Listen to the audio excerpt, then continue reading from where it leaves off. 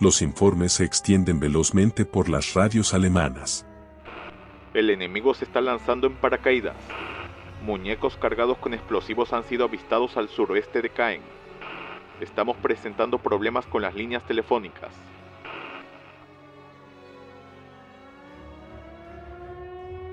Era la 1:30 de la madrugada del 6 de junio de 1944, cuando llegaron los primeros informes que alertaban sobre la detección de paracaidistas aliados en distintos sectores del frente. Aproximadamente 23.000 paracaidistas estaban cayendo del cielo en plena noche. Pero esto no era nada más que el preludio de una de las mayores operaciones militares de la Segunda Guerra Mundial y de la historia, denominada en clave como la Operación Overlord. Solo unos 40.000 soldados alemanes se enfrentarían a más de 150.000, procedentes de más de 10 nacionalidades distintas, que se abrirían en abanico hacia 5 playas normandas, denominadas en clave como Utah, Omaha, Gold, Juno y Sword. Ambos bandos estarían a la expectativa de lo que el famoso mariscal de campo, Erwin Rommel, había denominado proféticamente como el día más largo.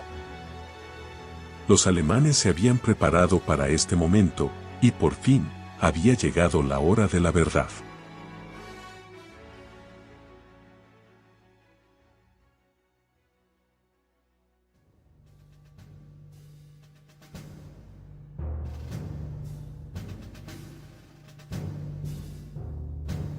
En 1942, con el estancamiento del frente oriental, y con un desembarco aliado en el frente occidental volviéndose una preocupación cada vez más latente, Hitler emitiría el 23 de marzo de ese mismo año, la Directiva número 40. Esta directiva aprobaba la construcción de un extenso sistema de defensas costeras y de fortificaciones construidas desde España hasta Noruega y a lo largo de la costa mediterránea francesa. Un extenso sistema defensivo que posteriormente se conocería como el Muro Atlántico. Estas fortificaciones estarían conformadas por búnkeres, bloqueos, casamatas, trincheras, túneles y demás estructuras defensivas que volverían al muro inexpugnable. O por lo menos, eso era lo que daba a entender la propaganda. Vom Nordkap bis zu den Pyrenäen reicht das größte und modernste Befestigungssystem der Welt. Die Werke mit ihren schweren Geschützen tragen die Namen großer deutscher Soldaten. Erfahren in vielen Schlachten, an allen Fronten erprobt, erwarten sie mit Ruhe und soldatischem Selbstbewusstsein die große Auseinandersetzung.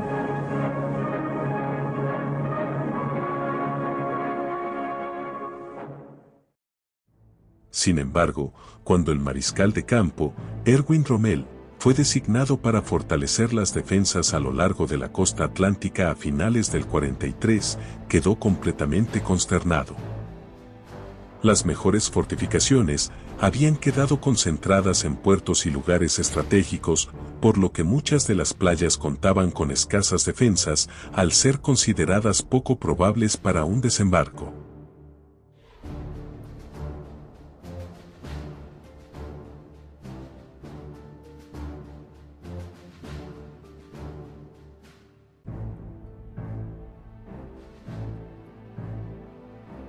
Sabiendo que disponía de poco tiempo antes de la invasión, Rommel revigorizó todos los esfuerzos de fortificación a lo largo de la costa atlántica. Bajo su mando, el ritmo de trabajo se aceleró significativamente. Se colocaron millones de minas y miles de trampas antitanque, así como obstáculos en las playas y en los campos. Pero, a pesar de todos sus esfuerzos, no podía solventar la cada vez más escasa mano de obra y la falta de hormigón, por lo que para 1944 el Muro Atlántico estaba lejos de estar terminado.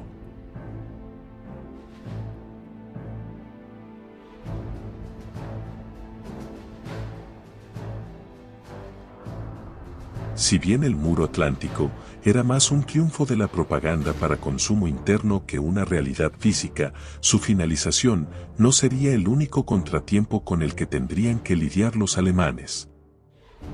La defensa del muro vendría acompañada de una difícil decisión. ¿Dónde posicionar las divisiones Panzer?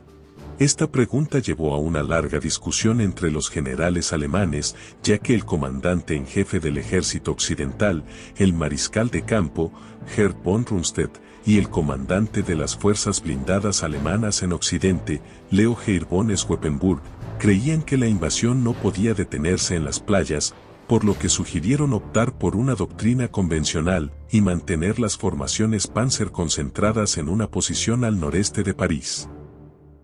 En cambio, el comandante del grupo de ejércitos B, y responsable directo de la defensa costera, el mariscal de campo, Erwin Rommel, creía que debido a la supremacía aérea del enemigo, el movimiento de tanques a gran escala no sería posible una vez que la invasión estuviera en marcha. Por lo que propuso que los Panzers deberían desplegarse mucho más cerca de la línea del frente, ya que creía que la mejor oportunidad de frustrar la invasión enemiga era detenerla en las playas. Sin embargo, le tocó a Hitler decidir sobre el asunto y lamentablemente para los generales, eligió una solución inviable.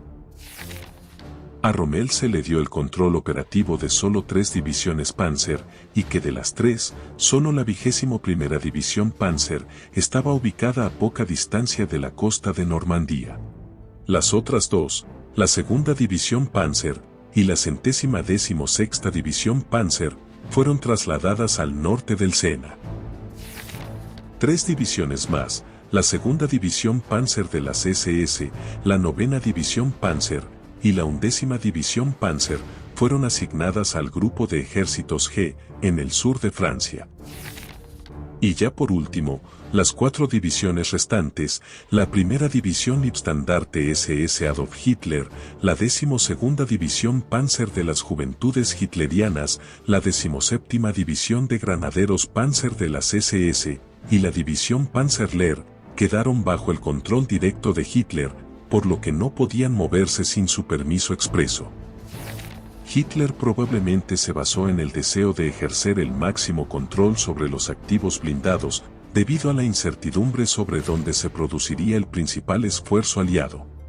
Pero, esta decisión solo traería consecuencias negativas para el sobrevenir de los futuros acontecimientos.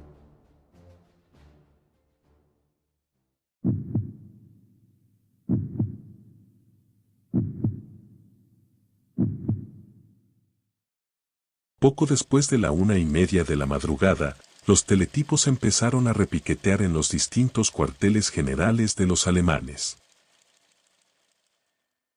El teniente general Reichert, al mando de la 711ª División de Infantería, en la región situada al este del estuario del Orne, se había quedado hablando en el comedor de oficiales hasta altas horas de la noche. Cuando iba a acostarse, él y sus compañeros oyeron el ruido de motores aéreos. Los aviones volaban tan bajo que nos pareció que iban a rozar el tejado, escribiría más tarde. Reichert y sus colegas salieron para ver qué ocurría. Había luna llena y el cielo anunciaba tormenta con sus negros nubarrones bajos. Pero, en los claros que se abrían entre ellos, pudimos distinguir varios aviones que volaban bajo, dando vueltas alrededor del puesto de mando de nuestra división. Reichert volvió a entrar para coger su pistola y entonces oyó un grito. ¡Paracaidistas! Los paracaidistas iban cayendo por los 4 costados del cuartel general de su división. Las piezas de artillería de 20 milímetros de sistema cuádruple, situadas en el principal punto de defensa, comenzaron a abrir fuego. Mientras el oficial de operaciones daba la alarma, Reichert llamó al cuartel general del 84º Cuerpo en Rouen. Para entonces la artillería había dejado de disparar, dejando una incómoda sensación de calma en el ambiente. Reichert, que había mostrado su escepticismo ante la idea de una invasión, sentía, ahora, que ésta había empezado. En las playas, el sargento Ludwig Foster irrumpió en el subsuelo del refugio que albergaba a los hombres del tercer regimiento de la 726ª compañía, gritando: ¡Alarma!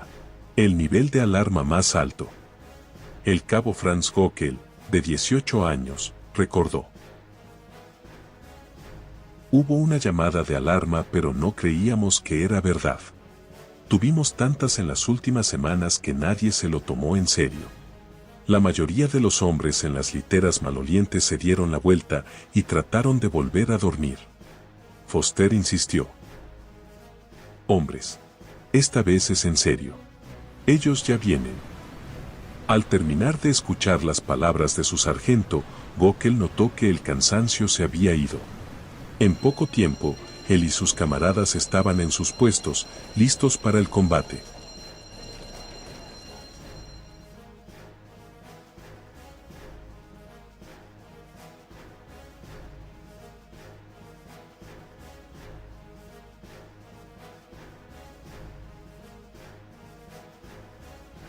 Conforme iban pasando las horas, algunos soldados empezaron a visualizar parte de la flota aliada que de momento se había mantenido oculta bajo el manto de la noche y de la espesa neblina.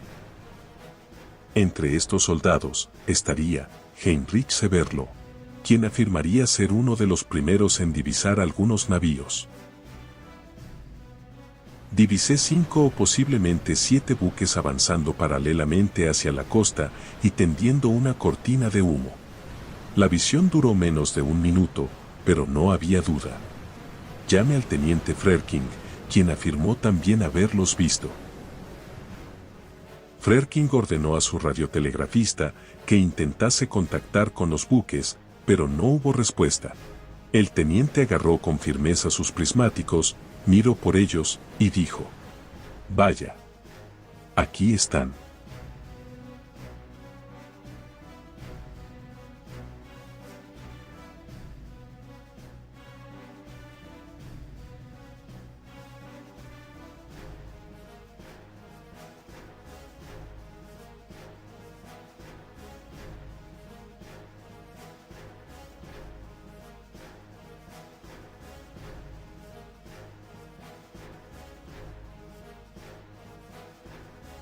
Con la llegada de la tenue luz del amanecer, los defensores alemanes apostados en la playa de Omaha, finalmente terminaron por comprender la enorme magnitud de la flota que ya hacía frente a sus ojos.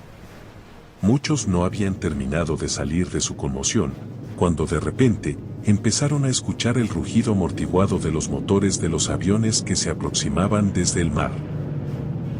No hubo de pasar mucho tiempo para que la amplia oleada de bombarderos liberaran su mortífera carga, que cayó aullando, silbando y estrellándose. Todo comenzó a temblar, pero debido a la poca visibilidad, los bombarderos no alcanzaron sus objetivos. Apenas habían terminado los truenos y crepitaciones del fuerte ataque aéreo, cuando inmediatamente siguió un tremendo e infernal bombardeo desde el mar. Para los hombres estacionados en cada uno de los puntos de resistencia, parecía como si el mundo entero estuviera a punto de hundirse en un infierno rugiente, aullador y lleno de aire sofocante. Finalmente, poco antes de las 6:30, después de que cesara el intenso bombardeo de los buques de guerra, se empezaron a divisar, a lo lejos, las primeras lanchas de desembarco. El aquel entonces cabo, Heinrich Severlo, se encontraba, junto con Franz Gockel, Bernhard Frerking, y aproximadamente unos 38 compañeros más, en el punto fuerte de Widerstand-Nest 62, justo en la conexión de 2 sectores trazados en los mapas angloamericanos, Easy Red y Fox Green. Allí debían confluir las primeras avanzadillas enemigas para, una vez consolidada la cabeza de playa, abrirse camino en suelo francés.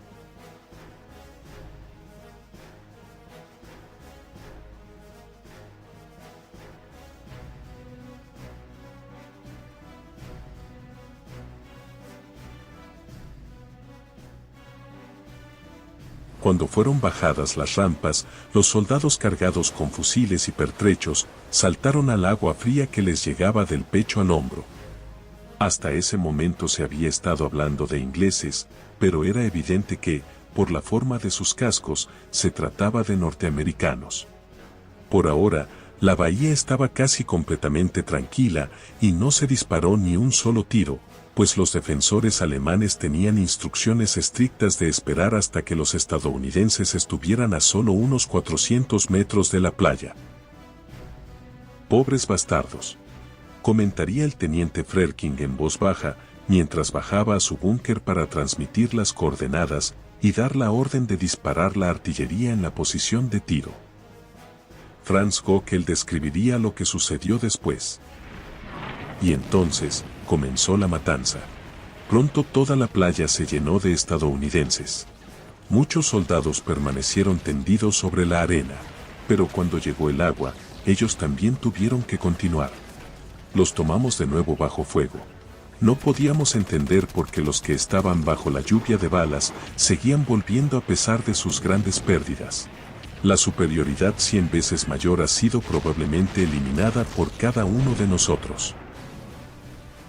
Mientras los soldados alemanes en la playa de Omaha defendían sus puestos, la unidad acorazada que estaba más cerca de la costa, la 21ª División Panzer, al mando de Edgar Feustinger, permanecía prácticamente inmóvil. Edgar Feustinger era un artillero sin experiencia en la guerra de tanques, pero al ser un nazi convencido, se cree que logró conseguir su puesto de comandante gracias a sus contactos en el régimen. Feustinger despertaba poca admiración entre sus colegas y además era un mujeriego empedernido. La noche de la invasión, se encontraba con su amante en París.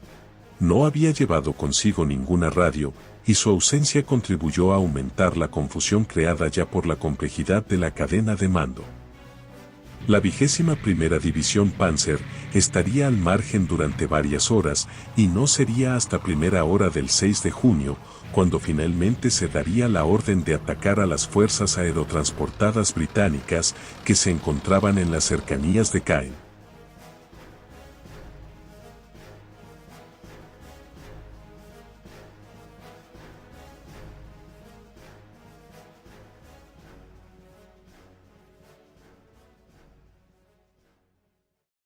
Con las divisiones Panzer alejadas de las costas, los defensores alemanes tendrían que usar todo lo que estuviera en su poder para contener la invasión.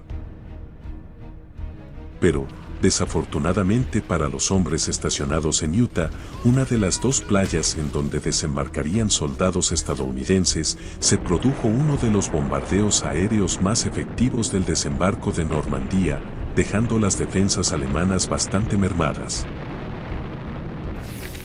Para agravar aún más la situación, se había detectado la presencia de paracaidistas estadounidenses que buscaban capturar puntos estratégicos entre las poblaciones de Saint-Mère-du-Mont y Saint-Mère-Église.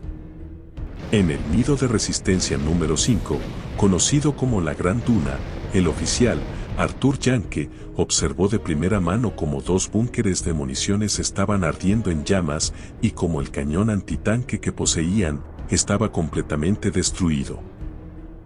Uno de sus soldados gritó que había que rendirse, pero Janke no entró en pánico y ordenó mantener las posiciones. Cuando el 8º Regimiento de la 4ª División de Infantería estadounidense desembarcó, fueron recibidos por el fuego de Janke y sus soldados supervivientes. Los defensores alemanes se oponen a esta embestida, pero las armas que aún permanecen en funcionamiento en este caos, están cerca de la nada absoluta. Los soldados de Janke, entre los que se encontraba un polaco y un checo, se rinden uno a uno. Los nervios ceden, y muchos sufren crisis nerviosas. Finalmente, tras 20 minutos de combate, aparecieron los primeros tanques anfibios. La batalla estaba perdida. Pero Janke aún contaba con un as bajo la manga. Había ordenado a un mensajero ir en bicicleta hacia sus artilleros de apoyo, ya que sus comunicaciones habían sido previamente cortadas. Contando con este último recurso, un desesperado Janke lanzó 2 bengalas, la señal acordada para sus artilleros. Sin embargo, no hubo proyectiles que formaran un arco en lo alto para golpear a los estadounidenses. Su mensajero yacía muerto en una zanja, al borde del camino a menos de media milla de distancia. Había sido abatido por un combatiente aliado. El oficial alemán, todavía sufriendo una conmoción cerebral por el bombardeo naval, exclamó: «Parece que Dios y el mundo nos han abandonado». Aún con esto, Yankee no se había ganado una cruz de caballero tirando la toalla, así que tomó su rifle de cerrojo y exhortó a sus hombres a seguir luchando. Sin embargo, un Sherman disparó contra su posición y quedó inconsciente.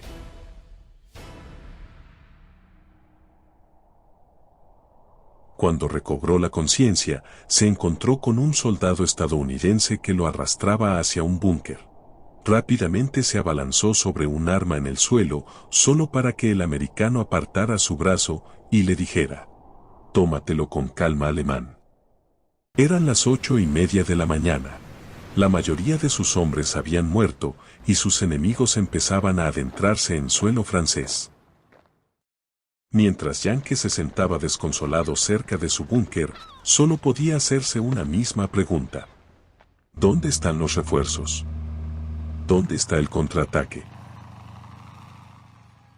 Lamentablemente para Yankee, no habría ningún contraataque. El general al mando de su división, Karl Wilhelm von Schlieffen, al igual que muchos de los principales comandantes militares alemanes, había bajado la guardia al pensar que los aliados no intentarían lanzar una invasión debido a las pésimas condiciones meteorológicas de las últimas semanas. Karl Wilhelm von Schlieffen y el general de la 9ª Primera División de Reserva, Wilhelm Faley, habían asistido a unos juegos de guerra del 7º Ejército, en la localidad francesa de Rennes, dejando a sus respectivas divisiones en un estado de desorden y confusión. Cuando los juegos de guerra fueron cancelados, ambos generales se dieron cuenta que los aliados les habían tomado la delantera. Sin perder más el tiempo, Schlieffen ordenó a su chofer que cogiera la carretera que bordeaba la costa occidental de la península.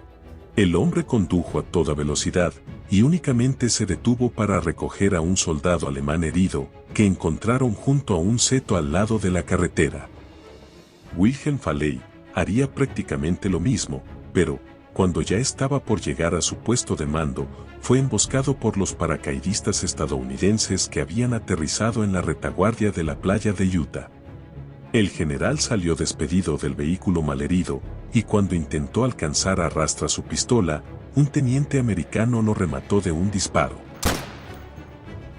Incluso el mariscal de campo, Erwin Rommel, comandante en jefe del grupo de ejércitos B, no se encontraría en su puesto de mando. Rommel se encontraba en Alemania, celebrando el cumpleaños de su esposa y preparándose para visitar a Hitler en su residencia alpina, esperando poder convencerlo de darle el control operativo de la 12ª División Panzer y la Panzerlehr. Para su mala suerte, sus planes fueron repentinamente interrumpidos cuando se le informó por teléfono a las 6:30 de la mañana que el desembarco había comenzado. El mariscal subiría a toda prisa a su coche para dirigirse a su puesto de mando, pero, para el momento en el que por fin se pondría al día, ya sería demasiado tarde.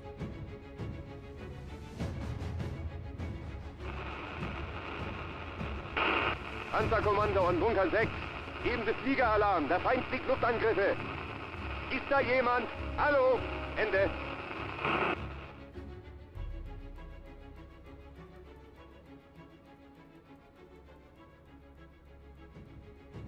A las 9 de la mañana, en Omaha, la 352ª División de Infantería Alemana informa la pérdida de los puntos fuertes, WN-60, WN-65, WN-68 y WN-70. La situación es crítica. Heinrich Severloh dispara sin cesar. Los defensores alemanes luchan a la desesperada en un intento por repeler la invasión. Sin embargo, es imposible. Cada vez quedan menos hombres y muchos yacen muertos o heridos, con incluso algunos abandonando sus puestos, presas del pánico. Heinrich Severlo, un hombre que había sido disciplinado por haber hablado en contra de Hitler y de su cruenta guerra, sabe perfectamente que quedarse allí solo para morir era una completa locura. Pero, ¿cómo podría traicionar a aquel hombre que se había ganado su confianza? ¿Cómo podría abandonar a su teniente en estas circunstancias? El teniente Frerking, a sus ojos, era un hombre honorable, por el cual valía la pena luchar. Mientras los pocos supervivientes alemanes luchan por sus vidas, el dirigente nazi, ya despierto desde las 9, había reaccionado con satisfacción a la noticia. Convencido de que el desembarco de Normandía era una artimaña de los aliados, Hitler se tomó la situación con calma, alegando que el desembarco de verdad se produciría en el paso de Calais. No sería hasta primera hora de la tarde, cuando Hitler se dignaría a liberar las 2 divisiones Panzer, que el mariscal de campo, Herr von Rundstedt, había pedido muy temprano por la mañana.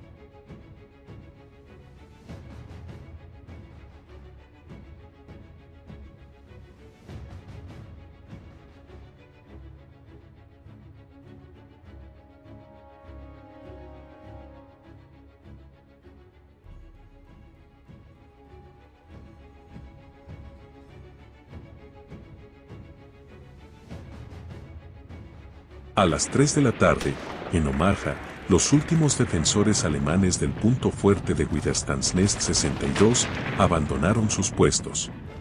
El teniente Frerking lideraba la retirada mientras ayudaba a caminar al teniente Grass, quien había sido herido en la rodilla por un trozo de metralla. El pequeño grupo de supervivientes avanzó tras sus complejos de búnkeres hasta llegar a una zanja completamente devastada por el fuego de la artillería naval. El teniente Frerking, consciente de que no les quedaba mucho tiempo, dirigió rápidamente su mirada hacia el soldado Severlo y le ordenó que saltara y corriera con todas sus fuerzas. Me hallaba esperando mi turno para salir de la zanja, pero entonces Frerking se volvió hacia mí. Me miró seriamente y echó un vistazo a mi dolorida, hinchada y ensangrentada cara. «Ve tú a continuación, Hein. Ten mucho cuidado», dijo en lo que me daba un último apretón de manos. Me quedé consternado, pues habíamos acordado que el teniente iría antes que yo, y por eso mismo quería explicaciones. Pero en ese momento solo podía hacer una cosa: obedecer a Frerking. Así que fui de cráter en cráter tras nuestros complejos de búnkeres. Luego de un tiempo, logré llegar a un camino angosto que conducía a Saint-Laurent. Como no pude ver más estadounidenses allí, esperé a mi teniente. Pero no sería hasta 16 años después cuando finalmente nos volvimos a ver. Un profundo sentimiento de melancolía invadió todo mi cuerpo al contemplar su tumba. Frerking había caído muerto de un tiro en la cabeza cuando intentaba alcanzarme. Yo fui hecho prisionero esa misma noche. No creo que hubiera sobrevivido si me hubieran capturado en mi puesto. Sabían lo que les había hecho a sus compañeros, por lo que no creo que esos soldados de vanguardia me hubieran tenido ninguna piedad. No hubo gloria en las playas ese día, solo mucha sangre, gritos y buenos chicos muriendo. Hein Severlo, la bestia de Omaha Beach.